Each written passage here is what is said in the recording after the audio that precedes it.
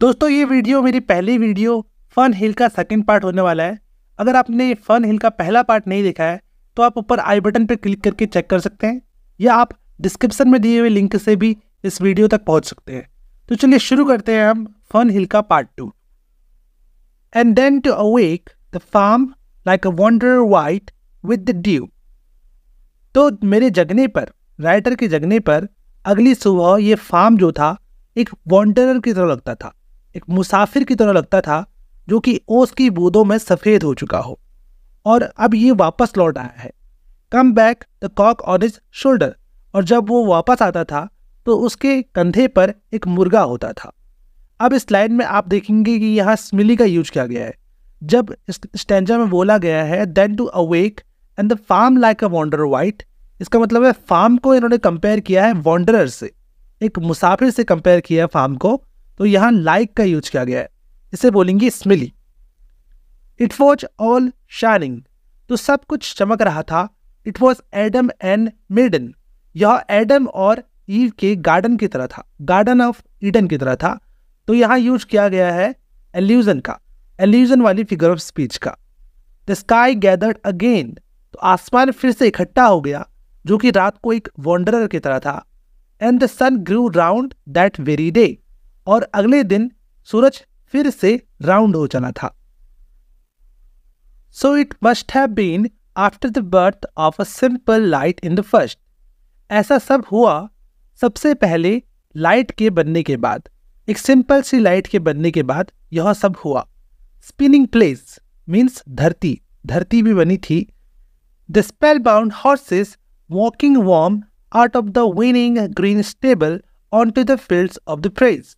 तो जो spell bound horses थे मीन्स एक मैजिकल इन्फ्लुएंस में जो हॉर्सेस थे वो जोश के साथ अपने विनिंग ग्रीन स्टेबल से बाहर आ रहे थे फील्ड ऑफ प्रेज की तरफ। देखिए विनिंग का मतलब है यहाँ एक ऐसा एटमोसफियर जिसमें सभी हॉर्सेस का साउंड आ रहा हो, और ग्रीन का मतलब है कंफर्टेबल जोन, और स्टेबल का मतलब है घोड़ों के रहने का स्थान। तो सभी घोड़े अपने रहने वाले स्थान से, स्टेबल से बाहर आ रहे थे ऐसी जगह पर, एक फील्ड की तरह पर, जगह पर जहां वो गॉड को प्रेज कर सके। And honoured among foxes and pigeons by the gay house under the new made clouds and happy as the heart was long in sun born over and over. अब यहाँ राइटर ने बात करी है कि उसे यहाँ कितना अच्छा लगता था, कितना ऑनर फील होता था फॉक्सेस के बीच में और इन सभी खुश घरों के बीच में, और नए नए बादलों के नीचे जो कि नए नए बने हुए थे। वो कितना खुश था, उसका दिल इतना हैप्पी फील करता था। और सूरज जो था वो नया नया उगता था, फिर से ढल जाता था और फिर से नया नया उगता था। इस स्टैंजा में जो फिगर ऑफ स्पीच का यूज किया गया है उसमें सबसे पहला है स्मिली। इसमें जो उसकी खुशियाँ थी उसकी हार्ट की लंबाई के बराबर बोली गई है, तो इसमें एज वर्ड का यूज किया है, तो यहाँ यूज किया गया है स्मिली। और सेकंड इस पर यूज किया है इमेजरी का, क्योंकि जो सूरज है वो बार बार उगता है, नए दिन की शुरुआत करता है, तो यहाँ यूज किया गया है इमेजरी का। आई रैन माई heedless ways, और मैं बेपरवाह तरह से दौड़ता था। My wishes reached through the house high hey, और मेरी इच्छाएं भी दौड़ लगाती थी ऐसे घर में जो कि ऊंचे ऊंचे घासों का बना होता था। हाई हे यहाँ एक एलिट्रेशन का यूज किया गया है, एच का रिपीटेशन है क्योंकि। एंड नथिंग आई केयर्ड, और मुझे किसी चीज़ की परवाह नहीं थी। At my sky blue trades, इस आसमान के नीचे मैं सब कुछ करता था जो मैं कर सकता था। दैट टाइम अलाउड, जिस चीज़ को करने के लिए मुझे समय ने अलाउ किया था। In all his tuneful turning so few and such morning songs before the children green and golden follow him out of grace. अब यहाँ से क्या होता है कि जो ट्यून अभी तक अच्छी चल रही थी वो सब चेंज हो जाती है, वो टर्न कर जाती है, और कुछ ही ऐसे मॉर्निंग के सॉन्ग्स हैं जो कि रखे जाते हैं उन बच्चों के सामने जो कि ग्रीन और गोल्डन है। अब वो बढ़ते बच्चे हैं तो वो आउट ऑफ ग्रेस हो जाते हैं, अब वो इस एडम और ईव की गार्डन ऑफ ईडन की दुनिया से बाहर आ जाते हैं। अब वो अपनी नई दुनिया में आते हैं जहां वो एक इनोसेंस की जो फीलिंग थी वो धीरे धीरे जाने लगती है। नथिंग आई केयर्ड, मुझे किसी चीज़ की परवाह नहीं थी। In the lamp white days, मेरे उन दिनों में जब मैं एक भोला भाला लड़का था।